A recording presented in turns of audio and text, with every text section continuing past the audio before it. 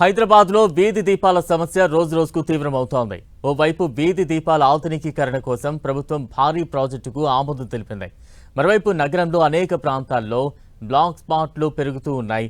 హైవేలు, ఫ్లైఓవర్లు, కాలనీల్లో లైట్లు వెలగకపోవడంతో నగరవాసులు తీవ్ర ఇబ్బందులు పడుతున్నారు.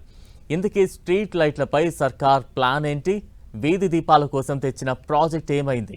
క్షేత్రస్థాయిలో పరిస్థితులు ఎలా ఉన్నాయి? ఇప్పుడు చూద్దాం.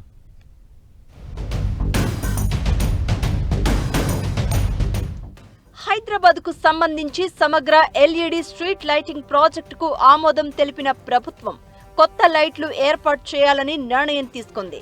GHMC, Cyberabad municipal corporation, Malkajgiri municipal corporation పరిధిలో 7,50,000 స్ట్రీట్ లైట్స్ తో పాటు అవసరమైన చోట విద్యుత్ స్తంభాలు, కొత్త కేబుల్ వ్యవస్థను ఏర్పాటు చేయాలని భావించింది. ప్రతి విద్యుత్ దీపానికి జియో ట్యాగింగ్ చేయాలని నిర్ణయించింది. ఈ ప్రాజెక్టును 1,340 కోట్ల రూపాయలతో చేపట్టగా 10 ఏళ్ల పాటు సంబంధిత ఏజెన్సీలే ఆయా ప్రాంతాల్లో వీధి దీపాల నిర్వహణను చూసుకోవాలని నిర్ణయించింది. ప్రస్తుతం జీహెచ్ఎంసీలో 5.5 లక్షల వీధి దీపాలు ఉండగా సైబరాబాద్ మున్సిపల్ కార్పొరేషన్ పరిధిలో 1,20,000, మల్కాజ్గిరి మున్సిపల్ కార్పొరేషన్ పరిధిలో 90,000 వరకు వీధి దీపాలు ఉన్నాయి. కొంతకాలంగా ఒక జీహెచ్ఎంసీలోనే రోజు సుమారు 800 నుంచి 1000 వరకు ఫిర్యాదులు వస్తున్నాయని అధికార వర్గాలు చెప్తున్నాయి. ఇక సీఎంసీ, ఎంఎంసీ పరిధిలోనూ స్ట్రీట్ లైట్ల ఫిర్యాదుల సంఖ్య చాలా ఎక్కువగానే ఉంది.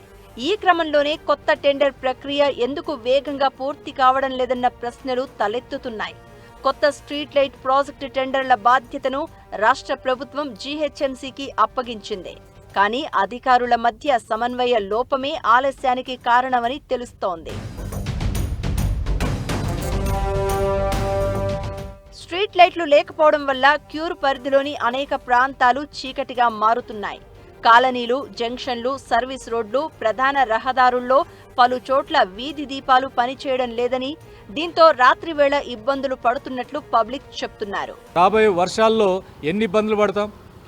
ఎక్కడికక్కడ రోడ్ల మీద ప్రమాదాలు, రోడ్ల మీద నీళ్లు నిలబడుతున్నాయి, ప్రమాదాలు జరుగుతున్నాయి. అయినా మీరు వీధి దీపాలు వెలిగించకపోతే ఎట్లా? ప్రత్యేకంగా మెయిన్ రోడ్లు, ఈవెన్ ఫ్లైఓవర్ల మీద కూడా సరిగ్గా పనిచేయనటువంటి సంఘటనలు చూస్తున్నాం. అందుకే ప్రభుత్వం, ప్రత్యేక మున్సిపల్ శాఖ మంత్రి, ముఖ్యమంత్రి గారు చూస్తున్నారు. హైదరాబాద్ క్యూర్ పరిధి, ఇది అంతర్జాతీయ స్థాయి నగరంగా దీన్ని అభివృద్ధి చేస్తామంటున్నారు. ఇటువంటి ప్రాంతాలలో ఇంత నిర్లక్ష్యం అంటే ఎట్లా? రోజు వందల సంఖ్యలో ఫిర్యాదులు వస్తున్నప్పటికీ సమస్యల పరిష్కారంలో ఆలస్యం జరుగుతోందంటూ జీహెచ్ఎంసీతో పాటు సంబంధిత కార్పొరేషన్లపై విమర్శలు వెల్లువెత్తుతున్నాయి.